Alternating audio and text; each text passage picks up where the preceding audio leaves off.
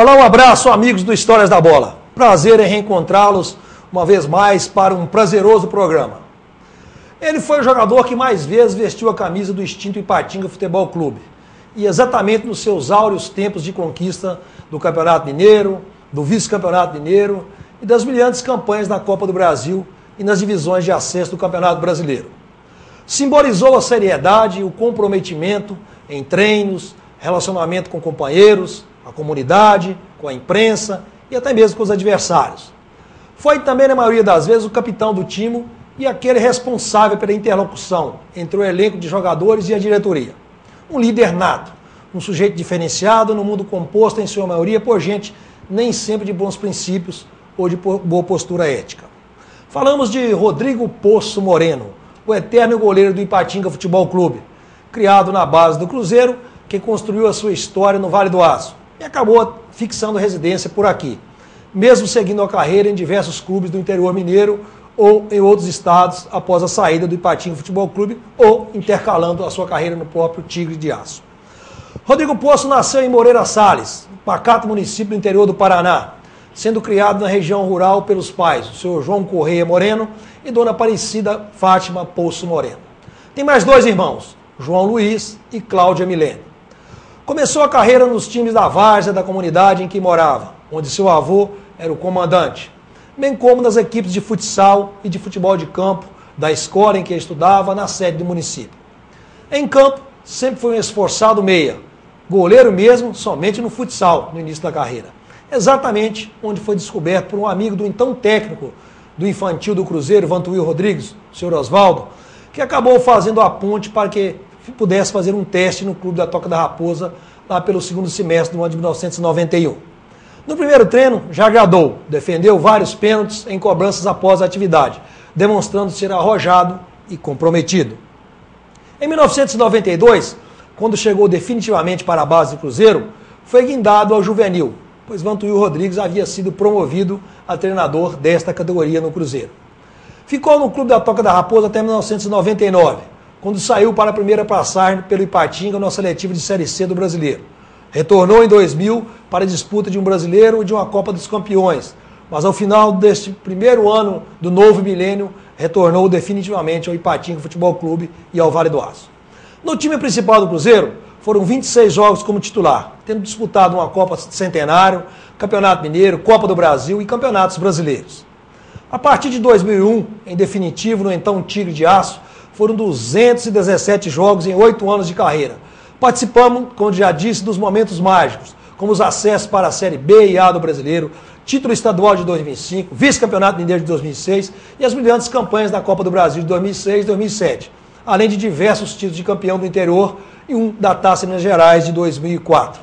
Uma carreira irretocável, pois Poço sempre foi uma referência de jogador e de homem de postura ética, voltado para o engrandecimento da agremiação que defendia, bem como toda a comunidade do Vale do Aço.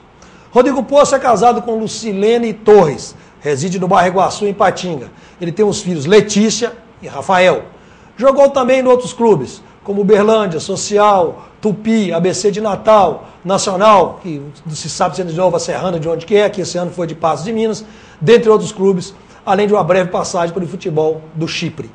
Bem, as apresentações não faltam, que certamente renderão boas histórias, momentos importantes de quem tem uma bela carreira e uma conduta ilibada no mundo do futebol.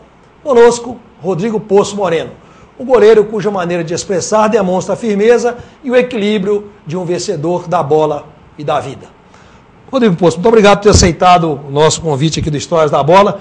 Vamos contar um pouco da sua história, que se for contar toda, certamente precisaria de mais de um programa.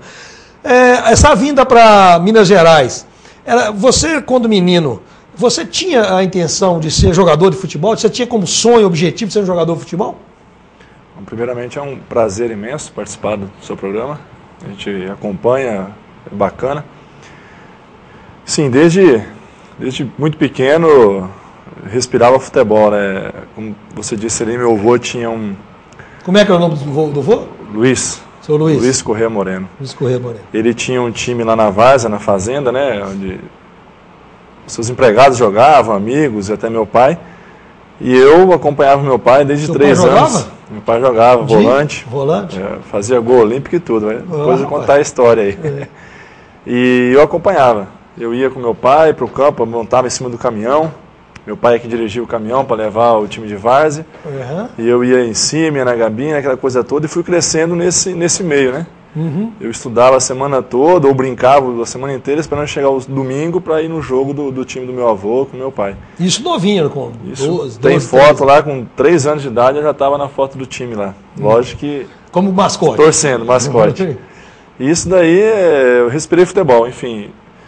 Às vezes as pessoas até me chamavam de preguiçoso porque não pensava em outra coisa a não ser jogar futebol. E estudava meio que forçado e chegava em casa já pegava a bola. Então foi respirando e eu tinha esse sonho de ser profissional.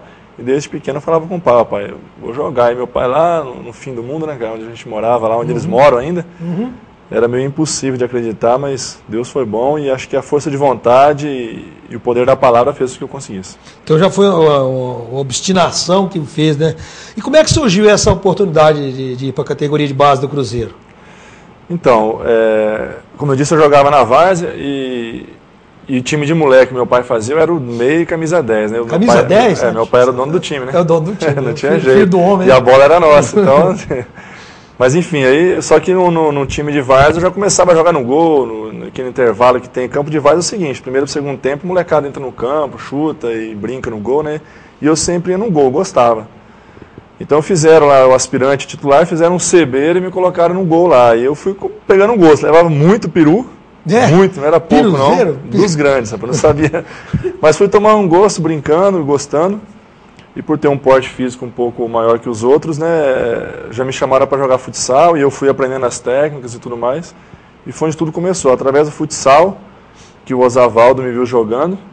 E o Osavaldo tinha um filho que jogava no Vasco, que conhecia o Vantuil numa taça Rio. Ele foi ver o filho jogaram contra o Cruzeiro, ele ficou conhecendo o Vantuil.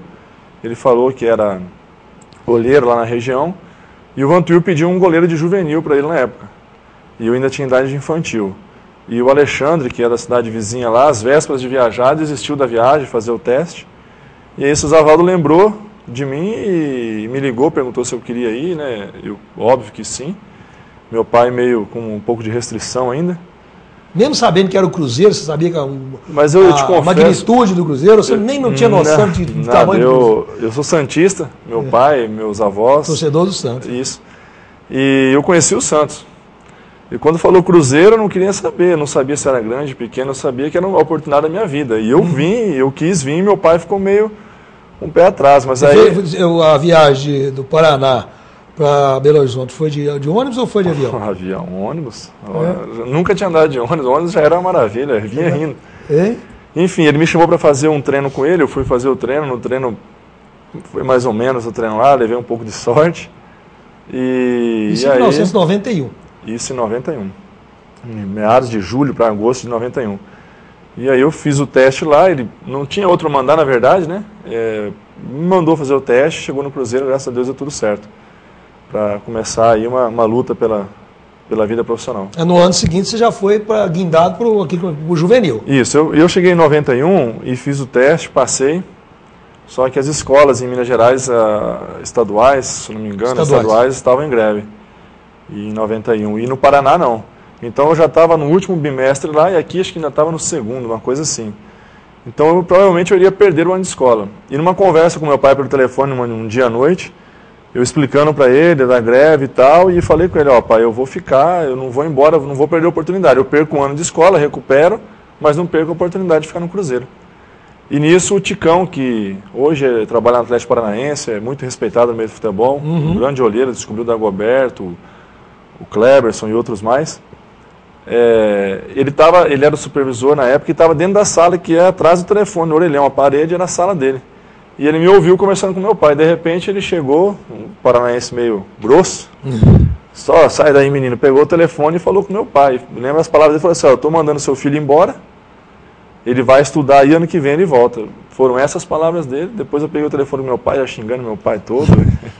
Mas foi bom, enfim, foi bom, porque realmente fui, terminei um ano de escola. Em 92 eu voltei, e aí já voltei para o juvenil. E sempre foi titular? Realmente...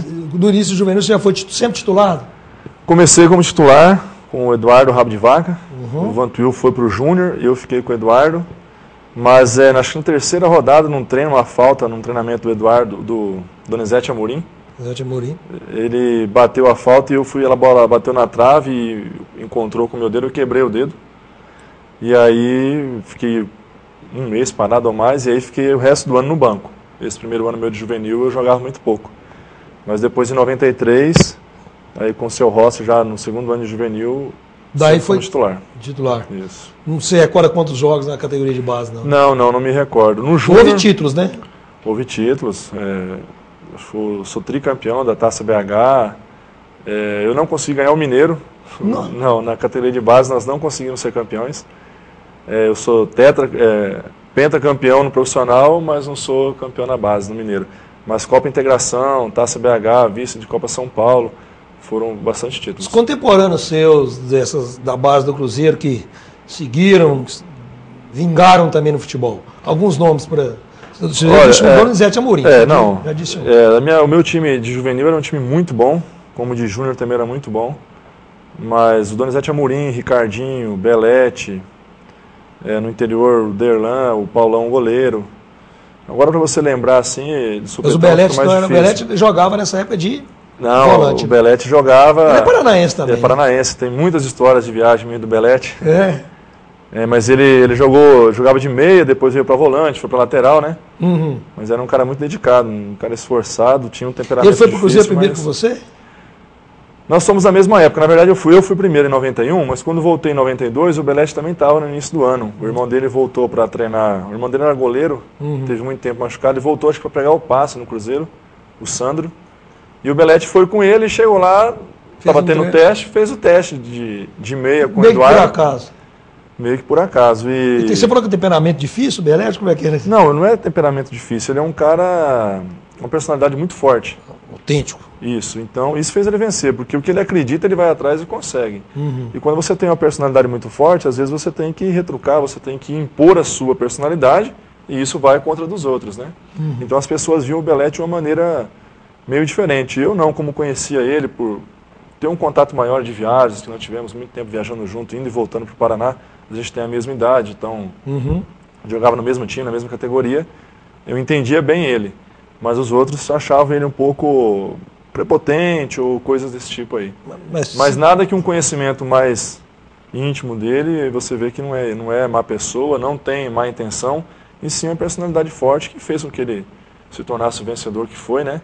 Fazendo até gol de Champions League, né? Ganhou tudo, né? Ganhou tudo. O Belete é um cara que, realmente, desde o início, eu me lembro que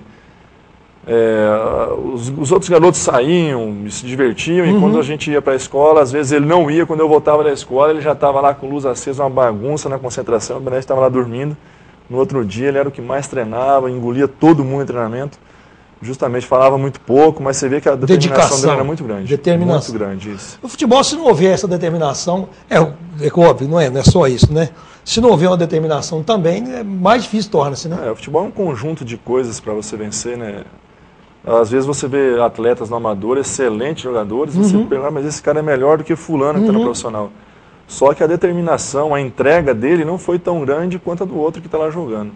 Então é um conjunto de sorte, técnica, você tem que saber jogar também, mas você tem que se dedicar, se abdicar de muitas coisas, e isso aí às vezes é difícil. Tem que ter sorte também. Na juventude, eu acredito que sim, você tem que estar no momento certo, na hora certa. E renunciar também, agora que você falou na juventude, renunciar à noite, renunciar às namoradas, e tantas coisas que a própria vida oferece de forma bem mais fácil ou até picante, vamos dizer assim. Ainda mais no mundo do futebol, né? Todo mundo acha que todos os jogadores de futebol ganham milhões, não é assim. Então, às vezes vê um garoto novo, promissor, a pessoa já quer encostar e aí acaba que tira ele do caminho. Até hoje, jogando, com 37 anos, você vê garotos novos, com potencial grandíssimo, mas não tem cabeça e você já fica até triste sabendo que dificilmente ele vai trilhar o caminho do sucesso. Às vezes a perna que deveria acompanhar a cabeça que acompanha a perna, um processo inverso. E aí é onde se perde, né? Aí onde você deve ter visto muita gente ao longo da carreira, né? Muita gente. Eu passei, quando eu cheguei no Cruzeiro, tinha jogadores lá que tem o César Massa, presidente, ele não é que ele idolatrava, mas ele blindava o jogador e realmente eram craques. Mas até então, naquela época, não é como é hoje. Hoje você tem como respaldar o atleta, muito psicólogo, muita ajuda. Antigamente não tinha nada. Era realmente a cabeça do jogador que mandava. E muitos jogadores se perderam com grande chance de se tornar aí campeões, ídolos do Cruzeiro e pararam no caminho. É sobre essas histórias na base do Cruzeiro, no profissional do Cruzeiro, a vinda para Ipatinga. E o que é a carreira de um jogador de futebol, em especial de um goleiro vencedor como ele, que a gente vai continuar falando no próximo bloco do Histórias da Bola, que hoje recebe com muita alegria Rodrigo Poço. Até já.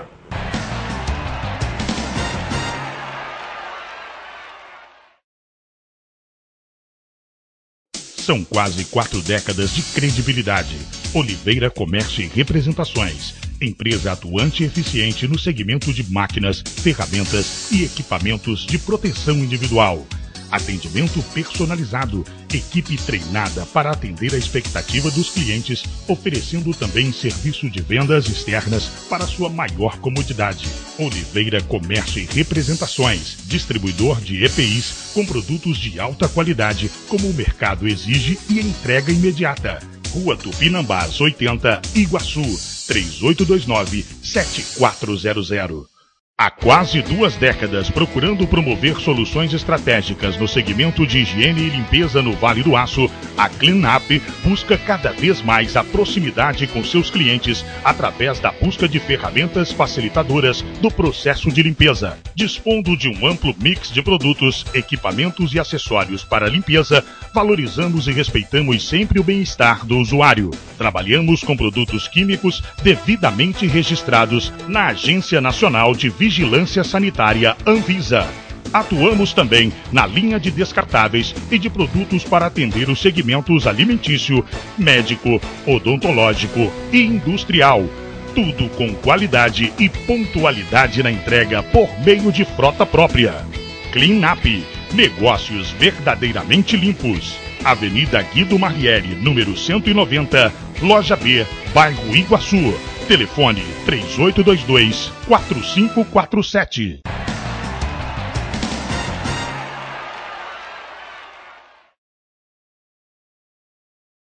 Muito bem, estamos de volta com Histórias da Bola, que nesse episódio recebe Rodrigo Poço Moreno, um goleiro que fez história nas categorias de base do Cruzeiro e em especial nos bons, áureos e saudosos tempos do Ipatinga Futebol Clube, em que houve o título de campeão mineiro de 2005, um título que não acontecia desde 1964, cuja conquista anterior de uma agremiação do interior havia sido do Siderúrgica de Sabará, numa final contra o América, no antigo estado do América, lá no centro, onde é centro na Avenida Negrão de Lima, no centro de Belo Horizonte. Rodrigo Poço, a gente você tecia observações sobre a carreira de jogador de futebol, sobre as peculiaridades que tem o jogador de futebol que consegue o ápice na carreira, que se jogar em times grandes, tem que ganhar muito? Olha, tem que ganhar muito? Quer dizer, olha, hoje os jogadores que jogam em time grande... É justo se ganhar muito? Olha, eu acho que em relação à sociedade, ao povo brasileiro, é um pouco exorbitante o que ganham, né? Mas eu acho que cada um faz por merecer, Valdeci. Eu não queria entrar no mérito da questão, porque você também vê profissionais de outra área também, super bem remunerados, e você vê outros da mesma área sem oportunidades. Então acho que não cabe muito entrar no mérito, eu acho que cada um faz por merecer. Queria eu ter chegado a esse ponto e tá tranquilo, né? O mundo do futebol gira muito. Você convive com eles há 2 décadas ou mais. Lá naquele íntimo, percebe-se que corre mesmo muito dinheiro? Muito dinheiro. O time grande corre muito dinheiro. No interior as coisas são mais difíceis. Eu diria que no interior é um pouco de ilusão, mas não deixa de ser a oportunidade que os jogadores têm de alcançar os clubes grandes. Então, principalmente quem é novo tem que se esforçar, se entregar, e quanto há tempo correr atrás. Mas nos clubes grandes corre muito dinheiro, e se o atleta tiver cabeça, for bem ponderado com seus gastos, ele consegue ajudar não só a si mesmo, óbvio, mas muito a sua família, outras pessoas também. Porque nos clubes grandes corre muito dinheiro. O camarada jogar hoje num clube grande, 5 temporadas, 6 temporadas, faz o pé de meia definitivamente? Eu acredito que sim, né? Eu acredito que sim. Lógico que cada caso é um caso, muitas vezes você... Ou é goleiro que não ganha pouco? O goleiro com certeza ganha pouco. Eu queria frisar agora. Muitas vezes você sobe da categoria de base para o time profissional de um time grande, você não é tão valorizado. E se você conseguir jogar, né, demonstrar o seu valor jogando, e ver uma transferência para um outro clube grande, tal, aí com certeza a valorização vem. Agora, dentro é o tal do santo de casa, né? É mais difícil, as coisas se complicam um pouco mais. Faria isso que te atrapalhou não ser goleiro efetivado como goleiro principal do Cruzeiro? Olha, hoje, mais maduro, às vezes eu ainda penso o que me atrapalhou ali. Claro que eu dos 26 jogos que eu fiz, se eu puxar todos os gols que eu levei no Cruzeiro, não tem um frango, não tem um peru. Gol todos são questionáveis, né? Leva o gol, você já olha para o outro lado, será que não dava para o goleiro? É sempre assim, coitado do goleiro. Mas eu não tive atuações ruins. É que o time saiu, quando eu joguei a maioria dos jogos, que o Dida saiu em 98, ele não renovou para 99, e coincidentemente o Levir Coupe tinha me chamado, já tinha falado, o Paulo César vai sair, o Dida vai ser o goleiro, e eu vou te dar a oportunidade de segundo goleiro. Eu era terceiro. E quando eu estou voltando de viagem, até um policial rodoviário me parou, uma infração, né, dirigindo, voltando do Paraná. Ele até falou comigo, você vai jogar esse ano. Eu falei, não, tem um Dida. Ele falou, não, o Dida não renovou. O policial rodoviário te deu notícia. Me multou, mas deu a notícia boa. Me multou, mas deu notícia. E aí eu vi que teria oportunidade, e realmente o Dida não renovou, e o Levi me chamou e falou, vou te dar a oportunidade de jogar. E realmente deu, eu joguei a Copa dos Campeões. Vi que o curioso, né, nós fizemos 3 clássicos com o Atlético, ganhamos os 3. Nós fomos campeões da Centro-Oeste. Só que tivemos uma desclassificação na Copa do Brasil com o Atlético Paranaense no Mineirão, 3-3. E esse jogo a torcida pegou muito no meu pé lá. E aí, depois de 6 jogos no Mineiro, eles contrataram o Ronaldo. Foi quando eu já saí. Aí, de primeiro goleiro a terceiro no Cruzeiro. E 1 mês e meio, 2 meses depois, eu estava vindo para Ipatinga.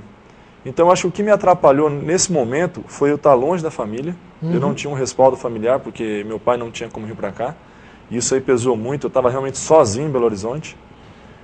E também a questão de não ter empresário. Porque eu acredito que se eu tivesse um empresário ali, o empresário não deixaria eu vir para o Ipatinga. Não que tenha sido ruim a passagem para o Ipatinga, mas até então eu estava no Cruzeiro, na primeira divisão, e Ipatinga tinha acabado de subir para a segunda divisão do Mineiro. Então ali... Te levaria para um clube, para um Sport Recife, um Goiás, um Bahia. Justamente, ou me respaldaria dentro do próprio Cruzeiro, eu teria o respaldo lá, ele teria me blindado dentro do Cruzeiro, e eu não tive isso. Então as coisas foram muito rápidas, da chance de jogar, de ser titular, e de ter jogado, conquistado títulos lá dentro, a ser praticamente excluído. Do céu ao inferno, isso, por pouco tempo. Como é a carreira quase do jogador de futebol? Justamente, principalmente de goleiro, né? Mas assim... Quem que tem que ganhar mais, o goleiro ou o centroavante? Eu tô parando, né? Triste, mas hoje tem que ser o atacante. O meu filho, eu tô apostando nele aí, se ele for jogar lá pra frente. Tem que ser. Tô brincando, né? Mas a carga do goleiro é muito pesada. É mais pesada que o muito pesada em termos de treinamento. Tem que ter mais. O goleiro tem que ter um pouco mais de preparo psicológico, o equilíbrio emocional. Justamente, o equilíbrio emocional. A responsabilidade é muito grande. Eu sempre falo, né, com os amigos, o atacante ele vai errar 1, 2, 3, beleza, errou, pode não influenciar no resultado. Se o goleiro errar uma vez, ele já vai influenciar no resultado da partida. Então a responsabilidade do goleiro é muito grande. A hora que ele entra em campo, ele tem que estar muito concentrado e sabedor que, quando ele errar, o trem vai desandar. E é difícil porque às vezes você erra com 5 minutos de jogo e tem 85 para você jogar ainda. 85 minutos para você jogar e com a carga de um erro em cima, de um peru, um frango ou uma falha, que resulta em um gol, e você tem que saber jogar esses 85 minutos que ainda faltam com responsabilidade, com sabedoria, sem deixar aquele erro interferir no resto do jogo. Qual o maior atacante que você já enfrentou? Engraçado, mesmo que não tenha conseguido te... Não, em 97 nós... O do Rodrigo Pô não é que deu uma tremidinha, mas deu uma arrepiada assim, hoje eu vou jogar contra o fulano. Não, em 97, quando aquela Copa Centenária fizeram o expressinho, né? A chave do Cruzeiro era Olímpia, Benfica e Flamengo. Então aí a maioria de moleques, né, junto com o João Carlos, Odair, Renato Gaúcho, Luiz Fernando Flores, esses eram o pessoal mais conhecido, Gustavo, lateral esquerdo, que veio do Porto. E o resto era a molecada do Júnior com o Vantuil. E aí nós entramos, né, pegamos lá o Benfica com o pessoal europeu, Paulo Nunes e tudo mais, tinha ido para lá, o goleiro lá, o Michel Prudhomme, aquele povo todo. E o Olímpia. Jardel estava lá já? Não, já estava no Porto. No Porto. E o Flamengo com o Renato Gaúcho, o Sávio, entendeu? Um time muito forte também. E nós ganhamos os 3. Então, eu acredito que aquele jogo contra o Flamengo era a decisão da vaga para a final. Se a gente empatasse, o Flamengo tinha ganhado a gente. Nós ganhamos o jogo de 2-1. Esse jogo não é que medo, nada não, mas foi um jogo que você, moleque, viu o Renato Gaúcho igual via, né? E de repente você está ali contra ele, o Sávio era a sensação do momento. Foi talvez o jogo mais, assim, que eu me lembro, que trouxe mais expectativa. Foi. Nem aquela final do Campeonato Mineiro contra o Cruzeiro, no Mineirão. Então, na final do Mineiro tinha o Elber, né, consagrado na Alemanha e tal, um cara de mais referência, o Gil, que teve no Corinthians. O Gil, atacante do Corinthians. Mas assim, isso foi em 2006, né? O Fred, né? O Fred em 2005. O Fred tinha uma história interessante, né? Até hoje, ele é muito amigo do Bruno Barros, a gente estava jogando junto agora, e eu falei, pô, Bruno, o Fred... O Bruno Barros, lateral esquerdo. O Fred não podia ver o Ipatinga, não sei se era o Ipatinga ou se era o Rodrigo Poço, que ele fazia só 2 gols. Aí ele ficou me zoando e tal, eu falei assim, só que tem uma coisa, a única vez que ele não fez, ele não foi campeão. Em 2005. Que foi na decisão. Justamente, ele fez lá, né? Um gol. No jogo aqui foi 1-1 foi contra, e lá ele fez 1 gol. E eu falei, a única vez que ele não fez 2, eles não foram campeões. Então... Qual é a sensação? O maior momento seu no futebol seria aquele título de 2005? É coisa que você põe a cabeça no travesseiro e diz assim, eu fui um sujeito que contribuí para um momento mágico. Eu vejo o título de 2005 pelo Ipatinga, é uma conquista tão difícil e tão glamourosa quanto ser campeão brasileiro para um time como Cruzeiro, Atlético, Corinthians, Santos. Porque eles têm a possibilidade de ser campeão. E um time do interior no Campeonato Mineiro, a possibilidade de ser campeão ela é mínima. É muito menor do que o Cruzeiro e o Atlético ser campeão brasileiro. Então ninguém esperava. Aquele dia foi um dia mágico, um dia que nós... Parece que do momento que nós descemos para a preleção com o Ney, naquela sala, a nossa entrada para o ônibus lá no hotel, a chegada ao Ipatingão, nós subindo, trocando de roupa no vestiário, assim, foi uma coisa realmente abençoada. Eu fico todo arrepiado só de falar, porque eu brinco com alguns amigos. Mas aquele dia nós fomos levados pela mão de Deus e tudo deu certo. Foi um dia aquilo que você disse em um determinado momento do nosso bate-papo, que a sorte às vezes tem que... Tem que estar. Agora ali, aquele... O Léo Medeiros, um chute de fora da área, um peteleco na bola, o Fábio não pegou. Né, não pegou. Não fez a defesa. Depois a bola no primeiro pau resbalou, uma jogada ensaiada pelo Ney, o Ney, o William entrou no segundo pau. Ele teve que se agachar para cabecear, né? Se agachar para cabecear. E esses dias eu vendo o vídeo em casa, que a gente dá saudade, você vai lá ver. Vai lá. O último lance do jogo foi uma bola com a Tirce pela direita, cruzou no segundo pau, não recordo se foi o Fred, escorou para o outro lado, o Marabá. Passou pela bola, a bola passou assim rente a cabeça dele. Foi o último lance, a hora que ele não conseguiu cabecear, o Alício terminou o jogo. Então foi assim, um dia bacana. Todo mundo chorou aquele dia, inclusive você ou não? Não, todo mundo. Foi um dia mágico, né? E surpreendemos a todos, né? O momento mais gostoso daquele dia foi a chegada aqui em Ipatinga. No retorno, quando o avião voo fretado, né? O aeroporto lotado. Quando nós saímos do aeroporto, tinha carros ainda indo de Ipatinga, um condicionamento, né? De Ipatinga ao aeroporto ainda. Foi um dia muito bacana, um dia muito gostoso. Talvez fosse... Foi porque no Cruzeiro eu tive algumas conquistas, mas nenhuma tão relevante quanto essa, né? Eu tive Jogos Libertadores, Sul-Americana, Copa do Brasil lá, mas assim, nenhum foi tão participativo e tão difícil quanto esse título de 2005. O conjunto da obra fez a diferença naquele título de 2005, obviamente, o comando do Ney. Mas se você tivesse a apontar um jogador que fez a diferença em algum momento da campanha ou na campanha toda? Um jogador, eu vou te falar 2 nomes. O que você já falou, né? O conjunto da obra não tem como. Se você pegar aquele time todo, não tem time ruim. Mas tem 3 jogadores. São 2 jogadores e um com um detalhe bacana. Esse outro é o Fael, que quando o Fael veio emprestado, ele saiu do América, parece que o Cruzeiro pegou e mandou ele para cá.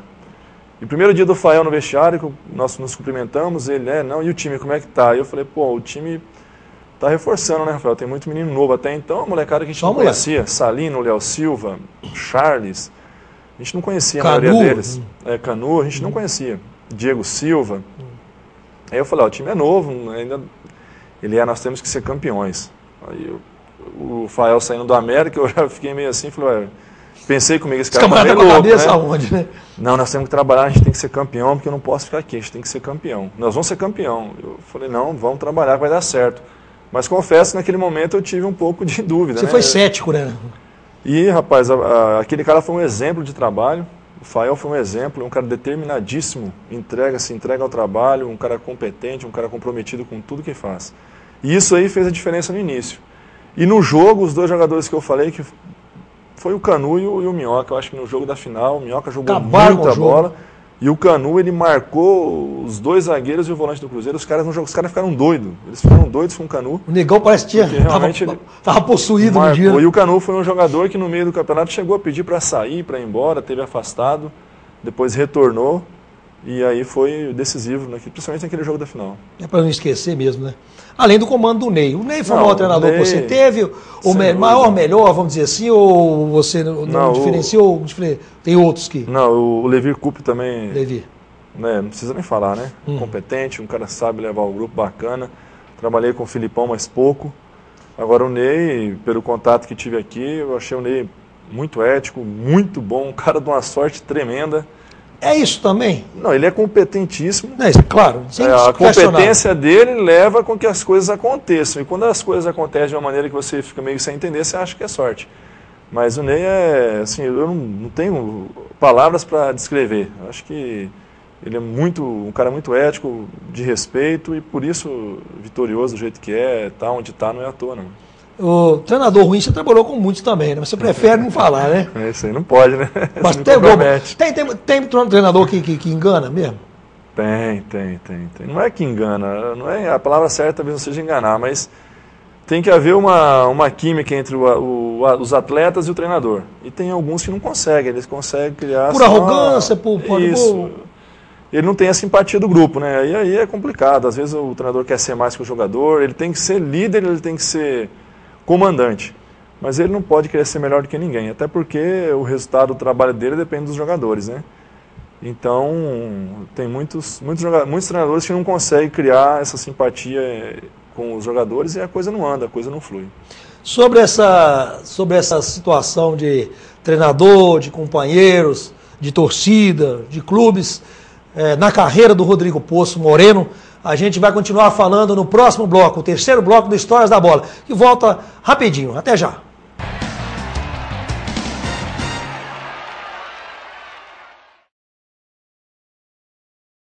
Se você não quer ter dor de cabeça na hora de fazer os seus serviços gráficos, procure a Gráfica Arte Publish. Moderno parque gráfico com profissionais atualizados, prontos para atender com rapidez, a cortesia e a pontualidade que o mercado exige. Gráfica Arte Publish, sinônimo de qualidade em serviços gráficos. Atendimento em sede própria, com assessoria jornalística, fotolito eletrônico e criação de peças publicitárias. Gráfica Arte Publish, mais que impressão, impressiona.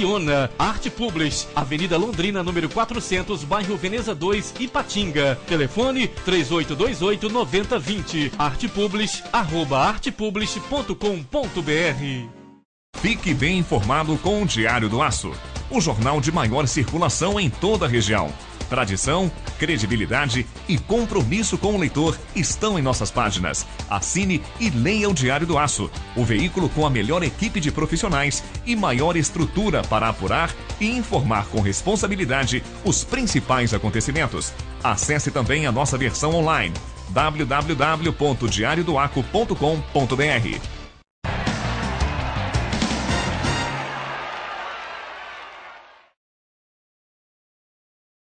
Olá, amigos, de volta com Histórias da Bola, que hoje traz o goleiro Rodrigo Poço Moreno, o paranaense que fez história nas categorias de base do Cruzeiro, chegou ao time principal Celeste e posteriormente veio para uma breve passagem no Ipatinga e acabou ficando aqui por 8 anos, durante quase toda a existência do clube, e foi o jogador que mais vezes, em 217 oportunidades, defendeu a camisa do então Tigre de Aço. Jogou por outros clubes também, o Tupi Juiz de Fora, ABC de Natal, teve uma breve passagem pelo futebol cipriota, enfim, uma carreira de aquele que nasceu para ser goleiro, e um líder também.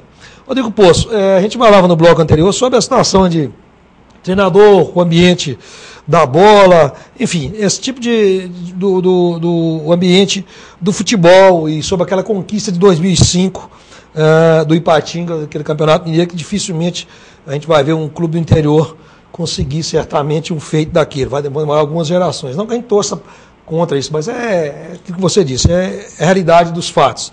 Além desse jogo de 2005 da conquista do Campeonato Mineiro, qual foi um outro jogo que você não esquece, que foi assim, de arrepiar com a camisa do Ipatinga? Não, teve assim, pessoalmente falando, né, uma sensação bacana quando eu entrei na Vila Belmiro, né? Porque a gente tem lembranças da infância e eu morava a 70 metros do campo do sítio lá da fazenda do meu avô. Então eu subia, jogava bola, descia para casa. E quando tinha o jogo do time, eu ficava jogando bola no pasto, né? Literalmente um pasto atrás do gol.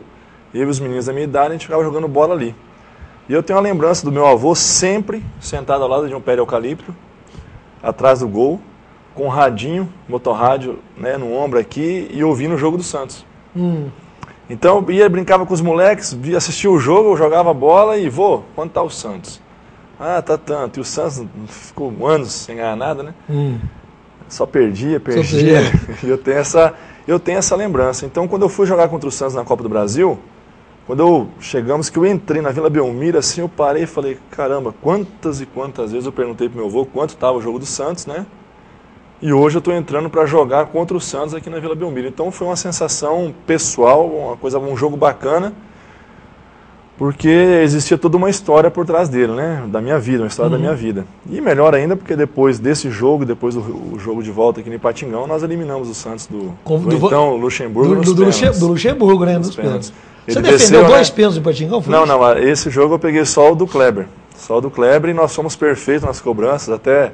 Às vezes eu e o Jailton, a gente fica rindo dele e o Marinho Donizete cobrando pênalti. O Marinho Donizete errou todos os pênaltis no dia anterior e o Ney botou... Batendo de tornozelo na bola. Aí o Ney mandou o Marinho, quando eu olhei, que eu vi o Marinho, foi o único que eu virei as costas. Falei, meu Deus, eu não acredito, eu virei as costas e ele fez um maravilhoso, lá no ângulo, bateu bem. É o que eu digo, às vezes você tem que ter sorte, competência e coragem, né? O Ney, ele acreditava, o Ney era impressionante, o Ney acreditava em todo jogador.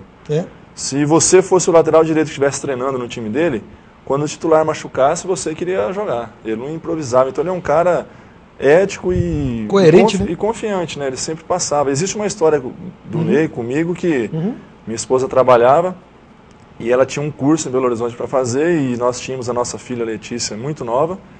Como eu não tenho sogro nem sogra e meus pais não moram aqui e os irmãos da minha esposa e as esposas trabalhavam, não tinham onde deixar a Letícia. Minha esposa tinha que fazer o curso, não tinha onde ficar. Eu falei, Ney, tem um problema. O que foi? Expliquei para ele a situação, não tenho onde deixar minha filha. Ele falou assim, faz o seguinte, jogo da Copa do Brasil, eu não me recordo com quem no outro dia, acho que era o Botafogo, se não estou enganado, uma coisa assim. Ele falou assim, faz o seguinte, vai para sua casa, dorme, de manhã você leva a tua filha para a escola e vem concentrar. Então assim, isso daí é uma confiança muito grande. É lógico que a responsabilidade do meu lado aumentou muito, né? Porque se dar uma coisa errada no jogo, poderia parecer que eu fiz, mas não, ele confiou em mim, isso me deu muita tranquilidade, levei minha filha e voltei a jogar e praticamente assim, você entra e dá a vida pelo treinador. Então isso aí são coisas que acontecem na vida que te deixa feliz pelo voto de confiança que você recebe e marca na tua história. O jogador tem que correr pelo treinador mesmo, né? O interessante é o treinador fazer com que isso aconteça. O treinador que consegue fazer isso daí, você vê que as coisas andam. Quais os grandes goleiros que o Rodrigo Poço viu jogar, se espelhou e depois que o Rodrigo Poço virou goleiro, conviveu com eles? Não, eu sou da época do Tafarel, né?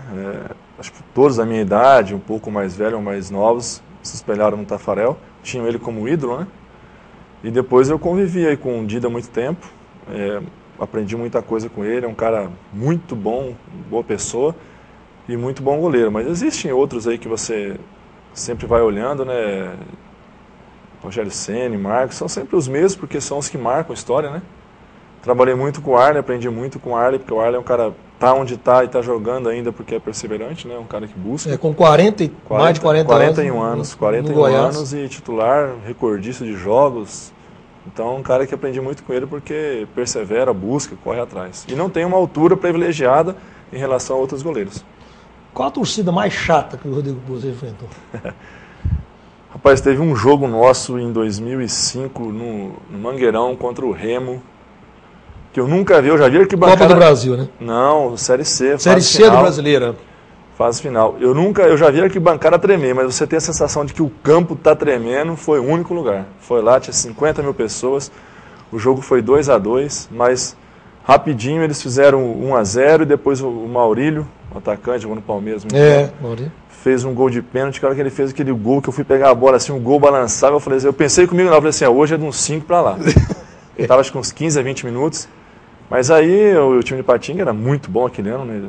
Dispensa comentários, nós conseguimos empatar com 1 a menos, expulsaram o Denis e terminou 2-2 o jogo. Mas foi uma torcida que pegou muito no pé. E por ter jogado muito tempo no Cruzeiro, é do Atlético, né? A do Atlético é uma torcida também carne de pescoço, mas a gente acha até bonito. Eu acho bonito, particularmente, eu acho a torcida do Atlético. Eu não tenho tanta convivência com a do Corinthians, a gente vê falar muito do Corinthians. O marketing em cima do Corinthians é muito grande. Mas a torcida do Atlético, eu acho que ela é uma das melhores ou a melhor do Brasil. Qual o grande aprendizado, qual a grande lição que o futebol trouxe para a vida do menino Rodrigo Poço, que sonhava em ser jogador de futebol? Olha, devido ao futebol eu aprendi muita coisa, porque eu saí muito novo de casa, né? Eu tenho 37, vou completar 37, saí de casa com 15 anos, então são 22 anos morando só, até casar e tudo mais, né? Aprendi a ter responsabilidade, aprendi a lutar, a fazer minhas coisas, buscar, né? E assim, até hoje você nunca para de aprender na vida, você está sempre aprendendo. Mas aprendi também que você não pode confiar em todo mundo, porque às vezes as pessoas que você confia são as pessoas que mais querem teu mal. E as pessoas que estão ao seu lado podem ser o seu maior inimigo. Então você tem que estar sempre atento, precavido quanto à vida e quanto às pessoas que o rodeiam. Você quer dizer que o mundo do futebol é meio que pernicioso, meio que contaminado? Porque diretamente falando. Envolve dinheiro, né? E todo mundo quer estar no lugar que você está. Se você é o titular, se você é o cabeça em tal situação, se você é visto como tal por alguém, sempre tem algumas pessoas querendo estar no seu lugar ou tomar o teu lugar. Então é complicado. Não há lealdade, você quer dizer isso? Não, longe disso. Não estou dizendo que não há lealdade, estou dizendo que há pessoas que às vezes querem o teu mal. Isso não é só no futebol, é na vida. Se você tem uma posição privilegiada na sociedade, ou em algum cargo na empresa, ou na prefeitura, pode ter certeza que tem alguém querendo o seu lugar.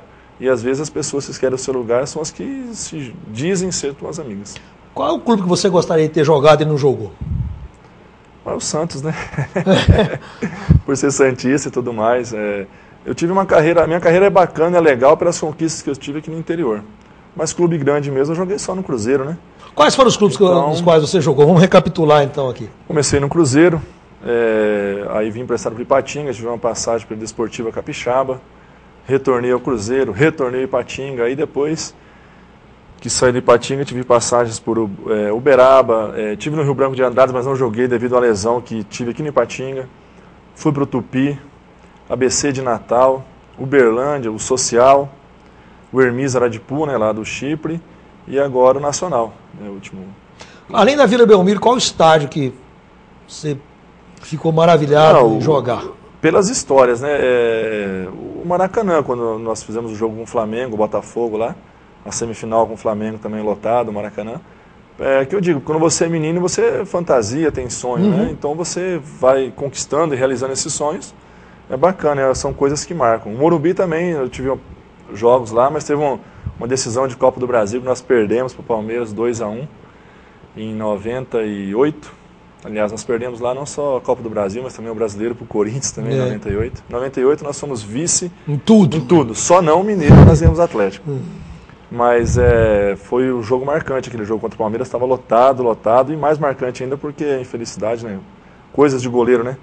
O segundo gol que o Oséias fez no rebote do Paulo, ali aos 45. O Paulo César Borges. Paulo César Borges ali tirou o nosso título e foi muito triste. Aquele dia foi um dia, uma lembrança bacana do estádio, mas uma lembrança triste pelos acontecimentos. Estádios ruins? Nossa, fizemos... e tem muito, né? Mas a gente fez um jogo lá na Série C em 2005, lá em Novo Hamburgo. Estava chovendo demais, uma chuva, um frio. E o gol, vou te falar uma coisa, fazia o famoso V, né? Pegava da trave até a linha da pequena área só de lama. Ah, é? Lama, a água, tinha uns 15 centímetros de lama com água. Teve uma bola até que eu saí no chão lá, que eu encomi barro, eu tomei água e... Bebeu barro, literalmente. Literalmente. E nós ganhamos o jogo lá de 2-1. 2-1 foi um jogaço, um jogo muito bom também. Em 2005, o Ipatinga só tem lembranças boas, né? Mas foi um dos piores campos pela situação do dia, né? Muita chuva. E os bastidores do futebol? O jogador ele chega a ser assediado pelo adversário no momento decisivo? Não, isso eu nunca passei, nunca presenciei, graças a Deus. Mas a gente ouve relatos, né? Agora é difícil falar porque quando você não se dá, não dá liberdade às pessoas para se dirigirem a você sobre tal assunto, isso não acontece com você. Eu acho que nunca vi, não presenciei e só escutei falar como todo mundo. Só ouvi falar, né? Só ouvi falar. A história do caviar. Mais nada, Os atacantes, normalmente eles têm uma tolerância maior, a gente já tocou nesse assunto do programa, mas ele tem uma tolerância maior em relação ao goleiro ou ao zagueiro, que eu penso que o zagueiro também não é muito privilegiado. Não é. A diferença do zagueiro e o goleiro é que quando o zagueiro erra, ainda tem um goleiro para corrigir, né? Às vezes consegue, o goleiro não tem mais ninguém. Mas existe a tolerância, é o que eu disse, mas não é porque é o atacante, é porque é a posição, o erro dele não interfere tanto na partida como no jogador, do goleiro. O goleiro ou o zagueiro, eles erraram ali, a chance do gol sair é muito grande, né? E quando o atacante erra, não quer dizer que ele vai perder o jogo. Os zagueiros que deram mais firmeza ao goleiro Rodrigo Poço? Aquele que você passou o campeonato inteiro, a temporada inteira, ou um jogo inteiro, né? Zagueiro, assim, esse é meu cão de guarda mesmo, meu fiel escudeiro. Você vai me comprometer aqui, tem um Anderson Figueiredo, os caras vão ficar bravos se eu não falar. Agora os zagueiros. Não, eu tô... Mas aqui o Ipatinga sempre teve bons zagueiros, entendeu? Nós jogamos o Mineiro 2005 com o William e o Irineu. Depois formou-se uma grande zaga com o William e Teco. Teco, né? E eu acredito que esses dois, eles fizeram história, marcaram, porque tanto que daqui foram pro Grêmio, o William virou capitão do Grêmio, capitão do Corinthians. Então, o William era muito inteligente para jogar, sabia, o Léo Oliveira é um excelente jogador. E teve uma zaga que eu joguei muito tempo, aqui em 2001, que foi Anderson Figueiredo e Alexandre Nunes. Também, né? Muito bom. O zagueiro tem que ser... O que tem que ser o zagueiro? Ele tem que ser mais corajoso do que o goleiro ou mais sortudo que o goleiro? Corajoso, não sei se a palavra é corajoso nem sortudo, mas ele tem que ser determinado. Esperto, né? Ele tem que saber a hora de sair jogando e saber a hora de dar chutão, encarar os atacantes, que o atacante é folgado.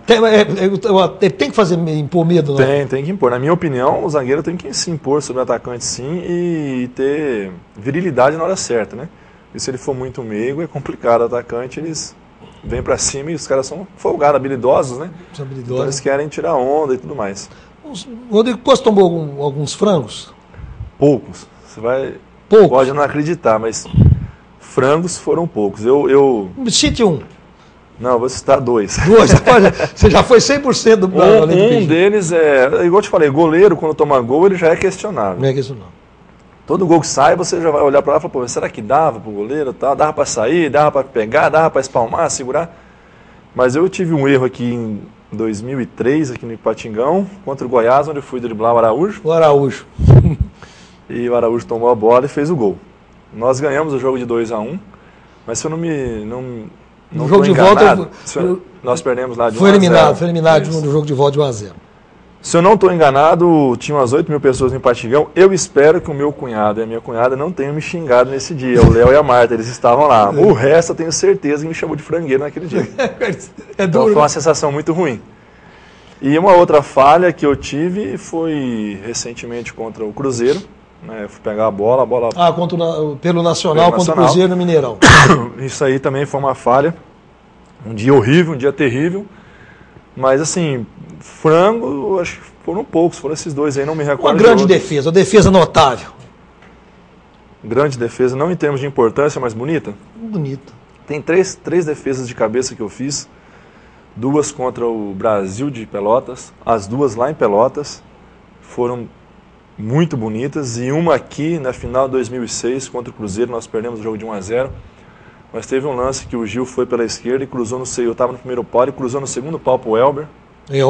O Elber subiu sozinho, absoluto, e testou no ângulo oposto ao que eu estava, e eu, deslocando, consegui fazer a defesa.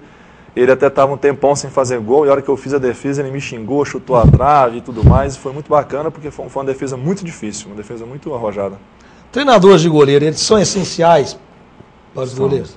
Treinador de goleiro para o Os goleiro maiores, tudo, né? os melhores que você já teve. Tá aí outra coisa que Patinga sempre teve sorte. Né? O ex-Patinga teve grandes treinadores de goleiro. Eu trabalhei muito com o Gatão. O Gatão. Trabalhei muito com o Luizinho, dois excelentes. Luizinho e o Roberto. Luizinho isso, com suas histórias, né? Eu não sei essa história. E o Roberto, que está no Cruzeiro. Então, são os três melhores que eu trabalhei. Tive agora recentemente com o Emerson também, muito bom. Mas eu acredito que esses três aí são muito bons, os melhores que eu trabalhei. Vale a pena ser jogador de futebol?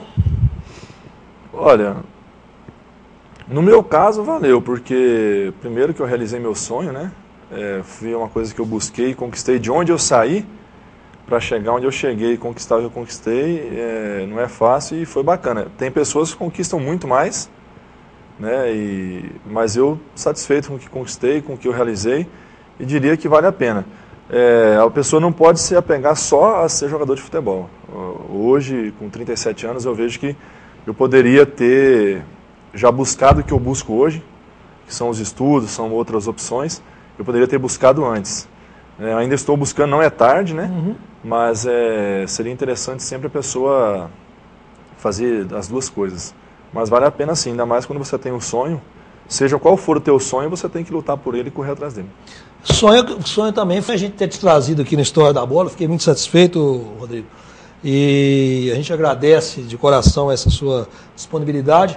E o momento é oportuno, se você quiser deixar alguma mensagem final, algum complemento, algum arremate nesse nosso programa, o momento é oportuno. Eu te agradecer pela oportunidade, você sabe que sempre que possível nós estamos aí, eu sou da cidade, sou da região, né, sou ipatinguense já de coração, muito tempo aqui, e só agradecer a todos pelo convívio, né, da cidade, os amigos que tenho, né, e a minha família, minha esposa e meus filhos, um grande beijo, né, e muito obrigado porque tudo que sou, principalmente depois que casei, minha filha nasceu, que as coisas aconteceram de forma positiva, né, então um beijo a vocês, com Deus. Esse foi, né, Rodrigo Poço Moreno, o grande Rodrigo Poço, o eterno goleiro, está marcado definitivamente na história do futebol, não só da região de Minas Gerais e do Brasil, porque construiu a sua carreira nas divisões de base do Cruzeiro, no Ipatinga Futebol Clube e em diversos outros clubes que continua andando pelo mundo da bola. Certamente ainda terá muita coisa, muita lenha para queimar, muita contribuição a dar ao mundo da bola, e é disso que a gente precisa. Por isso que a gente o trouxe no Histórias da Bola de hoje, que fica por aqui, agradecendo a você, telespectador, pela companhia, sabendo que no próximo programa estaremos juntos novamente com outro personagem do nível de Rodrigo Poço. Muito obrigado e até a próxima.